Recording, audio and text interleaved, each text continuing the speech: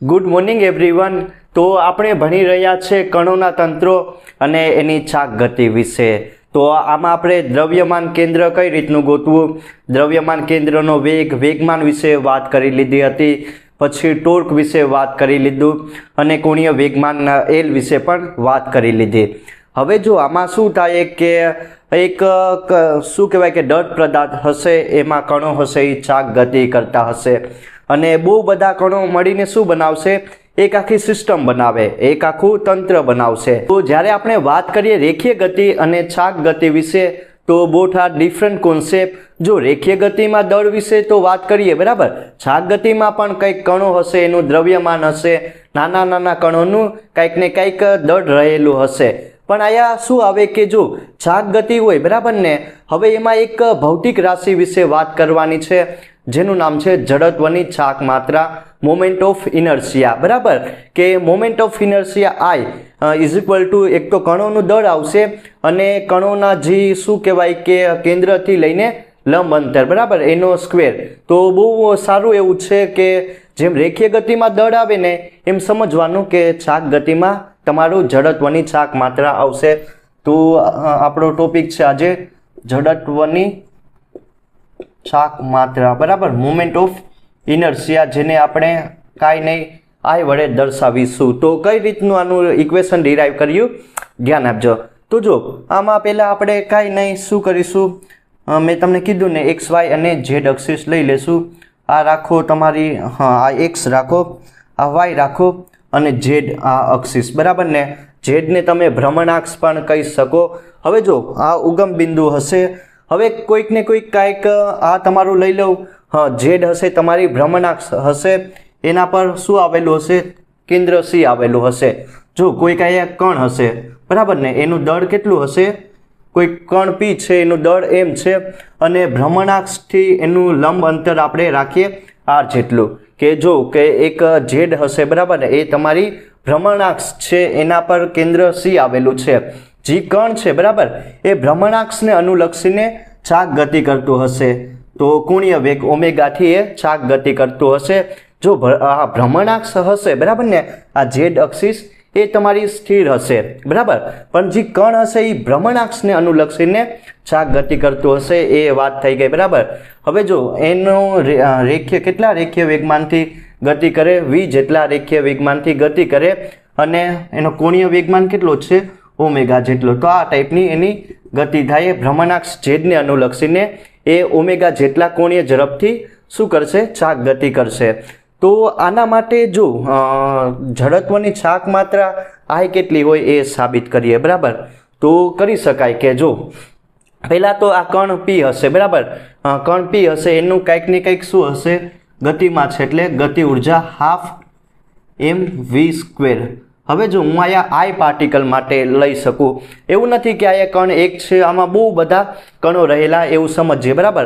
આઈ જેટલા, હા આઈ એટલે કેટલા કે આવશે 1 to લઈને n સુધી બરાબર।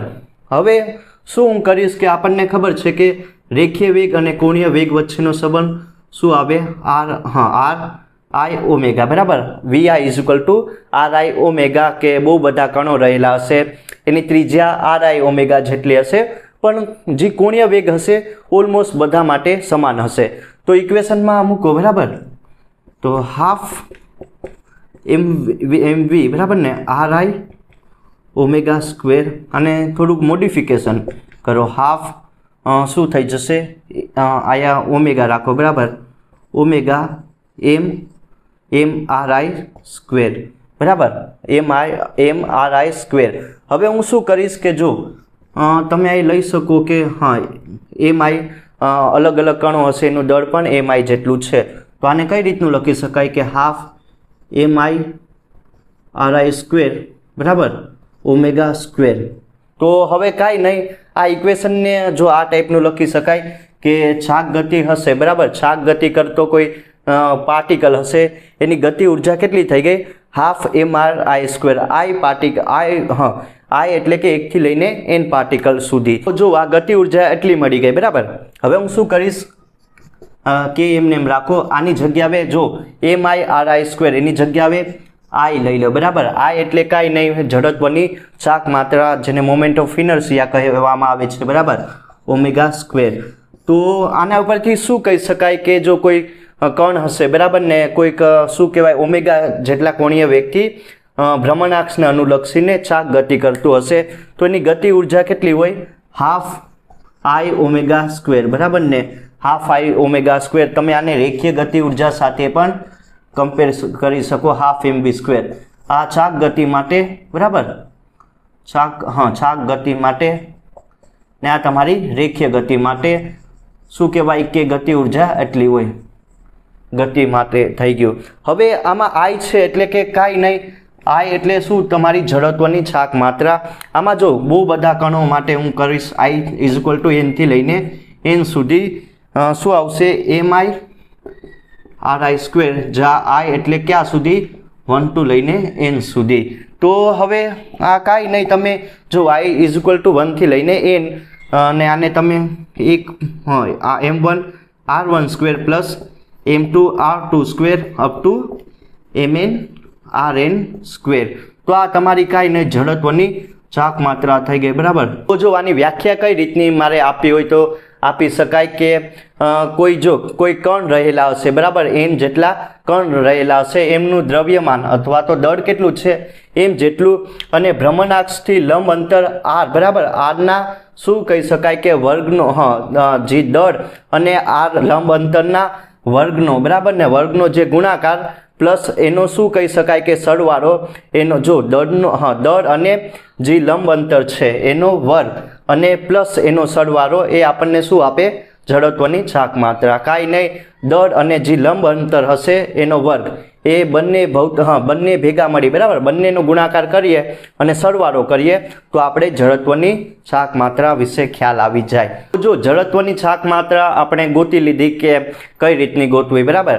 હવે અહીંયા બહુ બધા શું કહેવાય ઓબ્જેક્ટ રહેલા હોય, એના માટે જડત્વની ચાક માત્રા આઈની વેલ્યુ કેટલી આવીએ એ જોઈ લે. તો બે આયા ખાલી વાત કરીશું બરાબર, બાકી બીજા હું તમને લખાવી દઈશ. તો જો એક લે પેલા પાતળી રિંગ માટે બરાબર, થીન જે શું કહી શકાય એકદમ પાતળી રિંગ હોય આ ટાઈપની, તો એના માટે જડત્વની ચાક માત્રા કેટલી હોય? તો જો એની ત્રિજ્યા હશે તમારી કેપિટલ R જેટલી, એક પાતળી રિંગ છે એની ત્રિજ્યા R જેટલી. હવે આમાંથી કંઈક ને કંઈક શું જો એના કેન્દ્રમાંથી આ એનું કેન્દ્ર થઈ ગયું બરાબર, ત્રિજ્યા R, અને એમાંથી એક ભ્રમણાક્ષ એના કેન્દ્રમાંથી પસાર થતી હોય છે.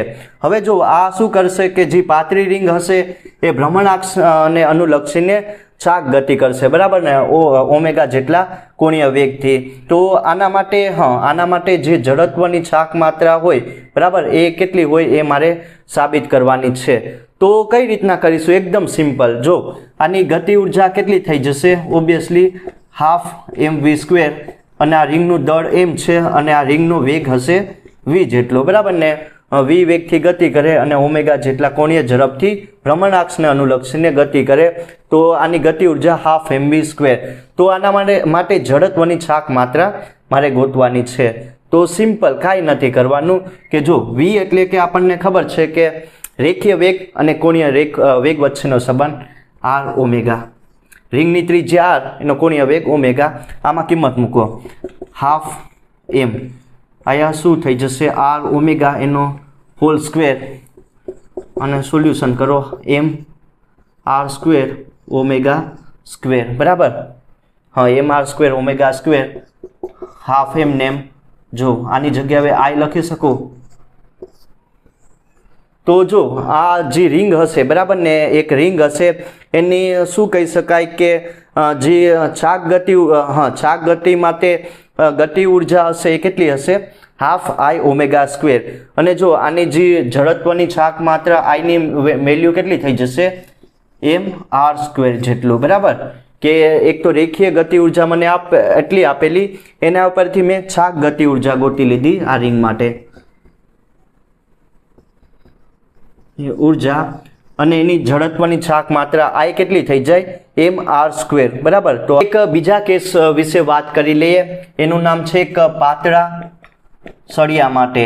એક l લંબાઈનો એક પાતળો સળિયો હશે, એના માટે જડત્વની છાક માત્રાનું મૂલ્ય કેટલું હોય એ હું સાબિત કરીશ, બરાબર. તો જો ધ્યાન આપજો કે એકદમ થીન એક આ ટાઈપનો સળિયો હશે, બરાબર. એની લંબાઈ કેટલી હશે? કુલ લંબાઈ હશે કેપિટલ L જેટલું. હવે આ સળિયાનું જે દ્રવ્યમાન કેન્દ્ર હોય, ખબર છે એક્ઝેક્ટ ક્યાં આવેલું હોય? સેન્ટર ઉપર, બરાબર ને. તો હવે આ જે દ્રવ્યમાન કેન્દ્ર C હશે એમાંથી એક ભ્રમણાક્ષ પસાર થાય. L લંબાઈનો સળિયો છે, બરાબર. એનું દળ કેટલું હશે? કેપિટલ M જેટલું. અને એની લંબાઈ કેટલી છે? L જેટલી. દ્રવ્યમાન કેન્દ્ર C, બરાબર, એકદમ સેન્ટર ઉપર આવેલું. હવે એમાંથી એક ભ્રમણાક્ષ પસાર થાય અને એ ભ્રમણાક્ષને અનુલક્ષીને જે આ પાતળો સળિયો છે, બરાબર, એ શું કરશે? ચાક ગતિ કરશે. અને જો હવે આ દ્રવ્યમાન કેન્દ્રથી આ અંતર કેટલું થઈ જાય? ઓબ્વિયસલી અડધું. આ કેટલું થઈ જાય? એ પણ L/2 જેટલું. અને પેલા કુલ દળ M જેટલું. તો આ અડધા સળિયાનું દળ M/2 અને આ પણ M/2. તો આના માટે શું કહી શકાય કે જડત્વની છાક માત્રાનું મૂલ્ય કેટલું હોય? તો આના માટે કઈ રીતની જડત્વની છાક માત્રા ગોતીએ, બરાબર, ધ્યાન આપજો. જો પેલા એક ભાગ માટે જડત્વની છાક માત્રા ગોતી લઉં, એને I1 કહીએ. બીજા ભાગ માટે ગોતી લઉં, એને શું કહીએ? I2 માટે. પછી શું કરીશ? આખા માટે I1 પ્લસ I2 બંને ભેગા કરી દઉં. તો આપણને ખબર છે કે જડત્વની છાક માત્રા I એટલે કેટલી થઈ જાય? mr², બરાબર ને. કુલ જડત્વની છાક માત્રા mr². હવે I1 માટે, બરાબર, I1 માટે કેટલું થઈ જાય? તો જો I1 માટે દળ કેટલું છે? ઓબ્વિયસલી અડધું, બરાબર. અને ત્રિજ્યા કેટલી છે? એ પણ L/2² જેટલી. Equation number 1. I2 માટે, એના માટે પણ દળ કેટલું? અડધું. અને ત્રિજ્યા પણ કેટલી છે? L/2 એનો સ્ક્વેર. હવે મારે કુલ જડત્વની છાક માત્રા I ગોતવાની છે, બરાબર. તો કાંઈ નહીં, શું કરીશ? I1 plus I2. જો એકદમ સિમ્પલ છે, બરાબર. આના ઉપરથી તમે બહુ બધા ઓબ્જેક્ટ માટે I ગોતી શકો. આપણને I1 અને I2 ની વેલ્યુ મળી ગઈ, બરાબર. હવે મને કુલ જડત્વની છાક માત્રા I નું મૂલ્ય ગોતવાનું છે. તો કાંઈ નહીં, I1 પ્લસ I2 કરો. બંને ઇક્વેશન કમ્પેર કરી દઉં. કમ્પેર નહીં, ભેગા કરી દઉં. M/2 L/2 એનો હોલ સ્ક્વેર. આયા પણ M/2 ને L/2 એનો હોલ સ્ક્વેર. હવે શું થઈ જશે? જો 2 આ એમને એમ થઈ જાય, 1 + 1 2 થઈ જાય, બરાબર. તો શું થઈ જશે? M/2 એમને એમ ને આ શું થઈ જાય? L²/4 જેટલું. તો કાંઈ નહીં, આ 2 કેન્સલ થઈ જાય. તો એ વધીએ શું? ml²/4. સિમ્પલ, ખાલી ગણિત છે. તો જો આ ટાઈપનો જે પાતળો સળિયો હોય, બરાબર, એના માટે જડત્વની છાક માત્રા I નું મૂલ્ય કેટલું મળશે? ml²/4 જેટલું. અને તમે બહુ બધા ઓબ્જેક્ટ માટે સોલ્વ કરી શકો, બરાબર. હું તમને લખાવી દઉં 1-2 ઓબ્જેક્ટ માટે, એ તમારે લોકોને યાદ રાખવાના છે. તો જે જડત્વની છાક માત્રા I છે, બરાબર, 1-2 ઓબ્જેક્ટ માટે આપણે સોલ્વ કરેલા. હવે જો હું તમને થોડાક ઓબ્જેક્ટ માટે લખાવી દઉં, એ તમારા લોકોને યાદ રાખવાના. તો પહેલા હશે એક R ત્રિજ્યાની VT માટે, બરાબર. તો એના માટે જડત્વની છાક માત્રા અને ગતિ ઉર્જાનું મૂલ્ય કેટલું હોય એ હું લખીશ. તો જો આ ટાઈપનું હશે. પહેલો કેસ આવે R ત્રિજ્યા માટે. એમાં શું આવે કે જે જે શું કહેવાય કે ભ્રમણાક્ષ હશે એ વ્યાસમાંથી પસાર થાય, બરાબર, વ્યાસ માટે. તો આ ટાઈપની એક VT હશે અને એનું જે ભ્રમણાક્ષ હશે એ તમારી શું કહેવાય કે વ્યાસમાંથી પસાર થાય અથવા તો વ્યાસને હોય, બરાબર ને, વ્યાસના સમતલમાં. અને એનો કોણીય વેગ કેટલો હશે? ઓમેગા જેટલો. તો એની જડત્વની છાક માત્રા કેટલી થઈ જાય? એટલા કોણીય વેગથી એક VT શું કરતી હશે? ચાક ગતિ કરતી હશે, વ્યાસને અનુલક્ષીને એમ કહી શકાય. તો થઈ જશે 12 mr², બરાબર. અને એની ગતિ ઉર્જાનું મૂલ્ય થઈ જશે R/√2. તો આ એક લખી શકો. બીજું શું હશે? એક VT જ હશે, બરાબર. પણ એમાં શું કહી શકાય કે VT માટે જો એક VT જ હશે, પણ એમાં જો એનું જે હશે, બરાબર ને, જે ભ્રમણાક્ષ હશે એ તમારા કેન્દ્રમાંથી પસાર થતી હશે, બરાબર. અથવા તો કેન્દ્રને અનુલક્ષીને જે R ત્રિજ્યાની VT હશે એ શું કરતું હશે? ચાક ગતિ કરતું હશે. તો એના માટે કેટલું થઈ જાય? mr² જેટલું.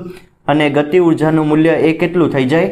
R જેટલું, બરાબર. તો જો R ત્રિજ્યાની VT માટે પણ જે શું કહેવાય કે હા જો આ એક કેન્દ્રમાંથી પસાર થતું હશે બરાબર ને ભ્રમણાક્ષ, એને અનુલક્ષીને ચાક ગતિ કરતું હશે. તો એના માટે જો કેટલી આવે તમારી આઈની વેલ્યુ mr², અને તમારી જે ગતિ ઉર્જા છે એ કેટલી આવે r જેટલી. બીજા કેસ વિશે વાત કરીએ, ધ્યાન આપજો બરાબર, કે r ત્રિજ્યાની એક તકતી હશે. જો આ વેલ્યુ તમને છે ને બધી યાદ રાખવાની છે બરાબર ને, આઈની અને કેની બરાબર, આઈ અને કેની વેલ્યુ. તો r ત્રિજ્યાની એક વર્તુળાકાર તકતી હશે. તો તમે જોઈ શકો બરાબર ને, આ ટાઈપની એક વર્તુળાકાર એક તકતી હશે. જો પેલો કેસ શું આવે, પેલો આના માટે કે જે ભ્રમણાક્ષ હશે એ તમારી કેન્દ્રમાંથી પસાર થતી હશે. જો ભ્રમણાક્ષ કેન્દ્રમાંથી બરાબર પસાર થાય, અથવા તો જો ભ્રમણાક્ષ હશે એ કેમાંથી, કેન્દ્રમાંથી પસાર થાય r ત્રિજ્યાની તકતી માટે બરાબર. અને જો અથવા તો હવે શું કરીએ કે જે આ તકતી હશે એ ઓમેગા જેટલા કોણીય વેગથી શું કરશે કે ચાક ગતિ કરશે. તો એના માટે તમારી જે જડત્વની ચાક માત્રા હશે એનું મૂલ્ય ½ mr², અને જે ગતિ ઉર્જા હશે એનું મૂલ્ય કેટલું થઈ જશે r√2 બરાબર ને. તો જે કેન્દ્રમાંથી ભ્રમણાક્ષ પસાર થાય એના માટે. અને જો બીજો કેસ જો તકતી માટે બરાબર, પણ એ તકતી હશે એમાં તકતી માટે જ, પણ એમાં જે તમારી ભ્રમણાક્ષ હશે એ તકતીની શું કહેવાય કે વ્યાસ ઉપર આવેલું હશે. તો આ ટાઈપનું એ શું કરશે, ચાક ગતિ કરશે. તો એના માટે જો કેટલી થઈ જશે આજની વેલ્યુ, એક તો 1/4 mr² બરાબર ને, આ રૂટ કરી નાખવાનું યાદ રાખવા માટે r/2. તો એના માટે જો જ્યારે વ્યાસમાંથી તમારી શું કહેવાય ભ્રમણાક્ષ પસાર થાય બરાબર ને, ત્યારે આઈની વેલ્યુ 1/4 mr², અને ગતિ ઉર્જા r/2 બરાબર. જ્યારે કેન્દ્રમાંથી ભ્રમણાક્ષ પસાર થાય ત્યારે ½ mr², અને ગતિ ઉર્જા r√2 થઈ જાય બરાબર. હવે એક ત્રીજો કેસ લઈ લઈએ, એક નળાકાર માટે બરાબર ને, કે નળાકાર માટે. તો જો નળાકાર માટે પણ બે કેસ આવશે, એક પોલો નળાકાર અને બીજો શું હશે કે એકદમ ભરેલો હોય નક્કર નળાકાર. તો એ તમારે યાદ રાખવાનું. જો આ બધું યાદ રાખવાનું છે કેમ કે છે ને આના ઉપરથી આઈની વેલ્યુ કામની છે અને દાખલામાં કામ આવશે. તો નળાકાર માટે પેલો કેસ લઈએ, પોલો નળાકાર. અંદરથી કેવો હશે, ખાલી હશે. તો આ ટાઈપનો એક નળાકાર હશે, જો આ ટાઈપનો એ ખાલી હશે, અને ભ્રમણાક્ષ એના શું કહેવાય કે જે ભૌમિતિક અક્ષ હશે બરાબર એમાંથી પસાર થાય. અને જો જે નળાકાર હશે એ શું કહેવાય કે તમારી જે આ હશે બરાબર ને, એને ભૌમિતિક અક્ષમાંથી પસાર થાય, અને આને અનુલક્ષીને એ શું કરતું હશે, ચાક ગતિ કરતું હશે. તો આના માટે જો આઈની વેલ્યુ કેટલી આવશે mr², ને ગતિ ઉર્જા કેની વેલ્યુ r જેટલી બરાબર. આ ભ્રમણાક્ષ તમારી કેમાંથી, જે ભૌમિતિક અક્ષ હશે એમાંથી પસાર થાય. બીજો કેસ આવે એક નક્કર નળાકાર. તો આ અંદરથી કેવો હશે, આમાં કંઈક ને કંઈક દ્રવ્ય ભરેલું હશે બરાબર ને. જો તમને ખ્યાલ આવે, આમાં પણ તમારી ભ્રમણાક્ષ અક્ષ હશે એ તમારી ભૌમિતિક અક્ષમાંથી પસાર થાય. આને અનુલક્ષીને નળાકાર ચાક ગતિ કરતો હશે. તો એના માટે આઈની વેલ્યુ કેટલી થઈ જશે, ½ mr² બરાબર ને, ગતિ ઉર્જા કેટલી થઈ જશે r√2. તો આ થઈ ગયું બરાબર ને, કે આઈ કેટલી થઈ જશે ½ mr², અને ગતિ ઉર્જા r√2 થઈ જાય. તો આ તમે જોઈ શકો r ત્રિજ્યાની તકતી માટે, r ત્રિજ્યાની વીંટી માટે, તકતી માટે અને નળાકાર માટે. તો આ તમારે 3 કેસ યાદ રાખવાના છે. તો જે પણ કોન્સેપ્ટ ભણી ગયા એના ઉપરથી એક બે એક્ઝામ્પલ સોલ્વ કરી લઈએ, તો આપણે જે કોન્સેપ્ટ છે એ બેટર અન્ડરસ્ટેન્ડિંગ થાય બરાબર. તો જો પેલી પ્રોબ્લેમ આવે, આમાં શું કીધું કે એક r ત્રિજ્યાની તકતી હશે, અને જો એમાંથી જે ભ્રમણાક્ષ હશે એ આ તકતીના કેન્દ્રમાંથી પસાર થાય, આ દેખીતું છે બરાબર ને. તો જે આ તકતી હશે r ત્રિજ્યાની એ તમારી શું કહેવાય કે ઓમેગા જેટલી કોણીય ઝડપથી ચાક ગતિ કરી રહ્યું છે ભ્રમણાક્ષને અનુલક્ષીને. તો આના માટે એની ગતિ ઉર્જા કેનું મૂલ્ય કેટલું હોય એ મારે ગોતવાનું છે. તો કાંઈ નહીં, જો પહેલાં આપણને ખબર છે કે આ ટાઈપની તકતી હોય બરાબર ને, એની જડત્વની ચાક માત્રા કેટલી આવશે ½ mr², અને એની ગતિ ઉર્જા કેટલી આવે ઓબ્વિયસલી ½ I ઓમેગા સ્ક્વેર બરાબર ને, કે જો ગતિ ઉર્જાનું મૂલ્ય હાફ આઈ ઓમેગા સ્ક્વેર અને જડત્વની છાક માત્રાનું મૂલ્ય આવે હાફ mr સ્ક્વેર. તો હું કાંઈ નહીં કરીશ, ધ્યાન આપો.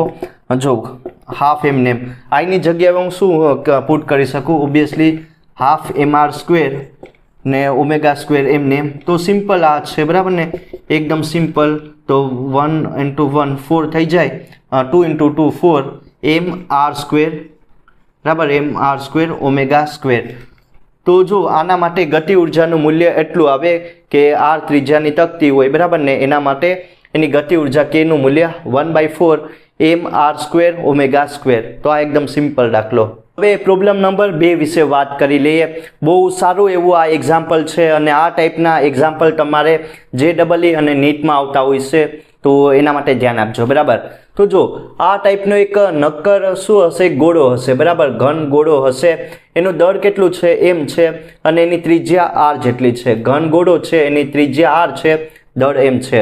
અને જો એ શું કે જે તમારી ભ્રમણાક્ષ હશે એ એના વ્યાસમાંથી પસાર થતી હશે અને જે આ જે ભ્રમણાક્ષ હશે બરાબર, એને અનુલક્ષીને આ ગોળો શું કરી રહ્યો હશે, ચાક ગતિ. કેટલા કોણીય ઝડપથી, ઓમેગા s. તો જો આના માટે ઝડત્વની ચાક માત્રા કેટલી થઈ જાય બરાબર ને, આ ટાઈપનો જે ગોળો હોય એના માટે, તો એને is 2/5 mr સ્ક્વેર જેટલું. હવે બીજું શું છે કે આ ટાઈપનો એક નળાકાર આપેલો બરાબર, નળાકાર આપેલો, એમાં જે ભ્રમણાક્ષ હશે એના વ્યાસમાંથી પસાર થાય. સમજાયું? તો જો હવે આ શું કરશે કે ઓમેગા c જેટલા કોણીય વેગથી શું કરશે કે એ ચાક ગતિ કરશે ઓમેગા c જેટલા કોણીય વેગથી બરાબર. તો એક નળાકાર અને એક ઘન ગોળો આપેલો. તો જો આ નળાકાર માટે શું કહી શકાય કે એની જડત્વની છાક માત્રા IC કહી દઈએ, એ કેટલી હોય, mr સ્ક્વેર જેટલી, હાફ mr સ્ક્વેર જેટલી હોય બરાબર. તો જો એક કન્ડિશન આપેલી કે જે આ શું કહી શકાય કે જે આ નળાકારનો કોણીય ઝડપ હશે બરાબર, આ એક કન્ડિશન ધ્યાન રાખજો કે નળાકારની કોણીય ઝડપ હશે એ બમણી હશે કોના કરતાં, ઘન ગોળા કરતાં. આ કન્ડિશન આપેલી કે નળાકારની જે કોણીય ઝડપ ઓમેગા c હશે એ શું હશે, બમણી હશે કોના કરતાં, ઘન ગોળા કરતાં. તો એ કન્ડિશનનો યુઝ કરીને મારે જો ગતિ ઉર્જાનો શું કરવાનું છે, રેશિયો લેવાનો છે. તો હું શું કરીશ, જો આના માટે ગતિ ઉર્જા કેટલી આવશે એ ગોતી લઈશ, આના માટે ગતિ ઉર્જા કેટલી આવશે ગોતી લઈશ, બંનેનો રેશિયો લઈ લે, બસ સિમ્પલ. તો પહેલાં આના માટે કરીએ, ગોળા માટે ગતિ ઉર્જા બરાબર. એને શું કહી શકાય કે આપણને ખબર છે કેટલી હોય, હાફ આઈ ઓમેગા સ્ક્વેર. આ જેનું સોલ્યુશન કરીએ કે કેટલું હોય, હાફ આઈ ઓમેગા સ્ક્વેર જેટલું બરાબર ને. જો આઈ શું કહી શકાય કે એસ આયા, પણ હવે શું થઈ જશે કે એસ એમને રાખો, હાફ એમને બરાબર. IS એની વેલ્યુ કેટલી, જડત્વની છાક માત્રાની 2/5 mr સ્ક્વેર જેટલું બરાબર ને. ઓમેગા s એમને બરાબર, ઓમેગા s એમને રાખીએ. આ ઇક્વેશન નંબર 1 થઈ ગયું. આ કોના માટે, તમારા ગોળા માટે. હવે બીજું કોના માટે, નળાકાર માટે કેટલું હોય એ કરીએ. નળાકાર માટે કે c કહી દઈએ, એના માટે પણ half I C omega c એનો સ્ક્વેર. એના માટે કેટલું છે, IC નું મૂલ્ય જોઈ શકાય, હાફ mr સ્ક્વેર થઈ ગયું. હવે જો અહીંયા એક કન્ડિશન આપેલી છે કે ઓમેગા c છે બરાબર ને, એ કેટલું છે ઓમેગા s કરતાં, તો કે ભાઈ 2 ગણું, તો એ મૂકો, તો 2 ઓમેગા s એનો હોલ સ્ક્વેર બરાબર. તો આ ટાઈપનું એક ઇક્વેશન બનાવીએ, એવું હોય તો KC એમને એમ રાખીએ બરાબર, કેમ કે ગુણોત્તર ગોતવાનો છે. તો જો કઈ રીતનું બનાવીશ, હાફ એમને એમ રાખીએ, આ ટાઈપનું ઇક્વેશન બનવું જોઈએ બરાબર. તો શું કરીશ કે જો હાફ એમને એમ શું કરવાનું, અથવા તો એમને સોલ્વ કરીએ બરાબર. mr square 4 omega s square બરાબર. જે કેન્સલ થાય એ કરી નાખીએ, એવું હોય તો KC એમને જે કેન્સલ થાય એ કરીએ બરાબર. તો આયા એક તો શું થઈ જશે, 2 કેન્સલ કરો બરાબર, આ 4 કેન્સલ થઈ જશે, તો શું વધે, mr square omega s square બરાબર. તો બસ કાંઈ નહીં, આ વેલ્યુ તમને દેખાય બરાબર.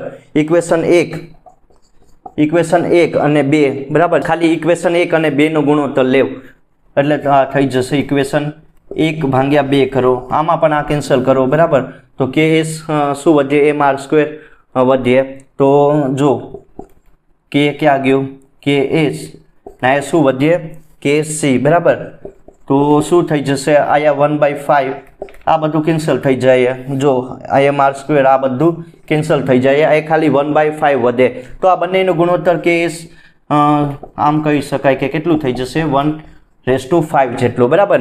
તો આ એકદમ સિમ્પલ કે આ બંનેનો ગુણોત્તર, ગતિ ઉર્જાનો ગુણોત્તર KS/KC એ 1/5 જેટલો હોય છે. હવે એક પ્રોબ્લેમ નંબર 3 વિશે વાત કરી લઈએ. જો આ પ્રોબ્લેમ છે એકદમ સારું એવું છે, કોન્સેપ્ટ વાઇઝ છે બરાબર. તો આમાં શું કીધેલું છે, એક L લંબાઈનો સળિયો હશે, કુલ લંબાઈ કેટલી છે, L જેટલી બરાબર. હવે આપણને ખબર છે કે સળિયાનું દ્રવ્યમાન કેન્દ્ર એકદમ સેન્ટર ઉપર આવેલું હોય, C જેટલું. હવે જો આ સળિયામાં બે દળ શું કહેવાય કે કનેક્ટ કરી દીધા, M1 દળ અને M2 દળ. હવે શું છે કે આ M1 દળનો જે પદાર્થ હશે એનું દ્રવ્યમાન કેન્દ્રથી અંતર R1 હશે અને M2 નું અંતર કેટલું હશે, R2 બરાબર. L લંબાઈનો સળિયો છે, એની કુલ લંબાઈ L છે, દ્રવ્યમાન કેન્દ્ર એકદમ સેન્ટર ઉપર, બંને છેડે M1 અને M2 દળના બે પદાર્થ શું કરેલા છે, કનેક્ટ કરેલા છે. હવે જો M1 જે પદાર્થ હશે એનો દ્રવ્યમાન કેન્દ્રથી અંતર R1 અને M2 માટે અંતર R2 હશે બરાબર. તો આના માટે જે જડત્વની છાક માત્રા હોય બરાબર ને, એ કેટલી હોય, I ની વેલ્યુ એ મારે ગોતવાની છે. તો જો એકદમ સારું એવું છે, કઈ રીતનું સોલ્વ કરવું ધ્યાન આપજો. તો કુલ લંબાઈ આપણને ખબર છે L કેટલી, R1 + R2 જેટલી. તો હવે કઈ રીતનું સોલ્વ કરીએ ધ્યાન આપો. તો દ્રવ્યમાન કેન્દ્ર પહેલા લખી નાખીએ. આપણને ખબર છે કે M1 બરાબર, M1 માટે ને આ અંતર કેટલું છે, R1 પ્લસ આયા દળ કેટલું આના માટે M2 R2 અને કુલ દળ કેટલું હશે, M1 + M2 જેટલું બરાબર. આ સિમ્પલ દ્રવ્યમાન કેન્દ્ર ગોતવાની રીત. હવે અહીંયા દ્રવ્યમાન કેન્દ્ર એકદમ ઉગમ બિંદુ O પર આવેલું છે, તો કેટલું હોય એનું વેલ્યુ, 0 બરાબર. તો M1 R1 + M2 R2. તો જો આને આ સાઈડ લઈ જાઓ, M1 R1 = M2 R2.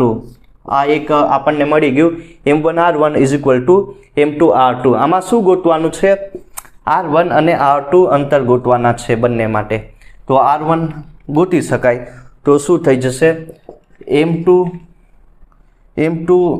R2 ને છેદમાં શું આવશે, M1 આવશે બરાબર. અથવા તો આમ કરી શકાય, R1 એમને રાખો, છેદમાં R2 લાવી દઉં, M2 એમને રાખો ને છેદમાં M1 લાવી દઉં. સિમ્પલ બરાબર, એકદમ સિમ્પલ, કાંઈ નહીં. M1 છેદમાં M2, R2 ના છેદમાં અથવા તો R1 ના છેદમાં R2, M2 ના છેદમાં શું આવશે તમારું M1. તો હવે જે આ ઇક્વેશન દેખાય બરાબર, એને ખાલી સિમ્પલ સોલ્યુશન કરવાનું છે. તો તમારે યોગ કરવાનો છે, એટલે કે જે તમને અંશ દેખાય એમાં છેદ ઉમેરવાનો છે. તો R1 + R2 બરાબર, છેદ તમારે અંશમાં ઉમેરી દેવાનો. તો R2 એમને આયા પણ એમ કરવાનું, M2 + M1 ને છેદમાં શું આવશે, M1 આવશે. હવે તમે આ ઇક્વેશનને આ ટાઈપનું પણ કરી શકો બરાબર. આ ટાઈપનું R1 + R2 એની જગ્યાએ L લઈ લઉં, કુલ લંબાઈ, ને R2 એમને રાખો, M2 + M1 છેદમાં શું આવી જાય, R1 + R2 L લઈ લીધા, R2 એમને, આ બધું એમને.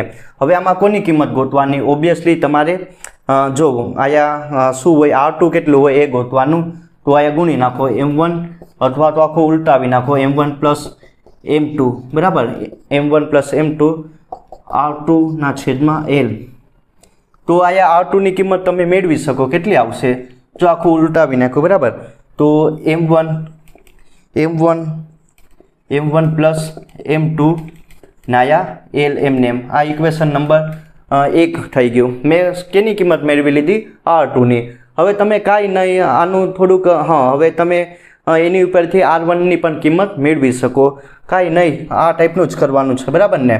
તો R1 કેટલું આવશે, હું જો ડાયરેક્ટ લખું, M1 + M2, આ તો એમને ને L પણ એમને. ઇક્વેશન નંબર 2, R1 અને R2 ની કિંમત મને મળી ગઈ. શું ગોતવાનું છે, ઓબ્વિયસલી I બરાબર, કેટલી હોય એ ગોતી લઈએ.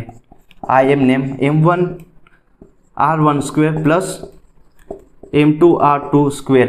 હવે કાંઈ નથી કરવાનું, સિમ્પલ r1 અને r2ની કિંમત આમાં મૂકવાની છે. તો જો આ એમનેમ m1 r1 કેટલું આવશે m1 સ્ક્વેર l સ્ક્વેર બરાબર m1 પ્લસ m2 એનો હોલ સ્ક્વેર. બીજું શું આવશે આના માટે એમ કરો m2 એમનેમ r2 એટલે m2 l સ્ક્વેર. આયા શું આવશે m1 પ્લસ m2 એનો હોલ સ્ક્વેર. બસ આને ખાલી સિમ્પલ મેં r1 r2ની કિંમત મૂકી ઉકેલવાનું છે, એકદમ સિમ્પલ. જો અહીંથી m1 કોમન કાઢી લઉં બરાબર ને m1 અને m2 કોમન કાઢી લઉં બંનેમાંથી, તો m1 m2 એ કોમન કાઢી લે બરાબર l સ્ક્વેર. ને આને શું કરી લઈશ ભેગા લખી લઉં. અહીંયા વધીએ શું m1 પ્લસ m2, કાંઈ નહીં m1 અને m2 કોમન કાઢી લીધા બરાબર. તો આને ભેગા લખી નાખીએ m1 પ્લસ m2 એનો હોલ સ્ક્વેર. તો આ એમને m1 m2 બરાબર ના એ કેન્સલ થઈ જશે, છેદમાં શું વધે m1 m2 આયા l સ્ક્વેર. તો આનું સિમ્પલ સોલ્યુશન થઈ ગયું બરાબર. મેં m1 અને m2 કોમન કાઢી લીધા અને l સ્ક્વેર આમાંથી અને આમાંથી. તો આયા શું વધે m1, આયા શું વધે m2. હવે જો આયા સ્ક્વેર છે બરાબર m1 પ્લસ m2 એનો હોલ સ્ક્વેર એ કેન્સલ કરો તો m1 plus m2 m1 m2.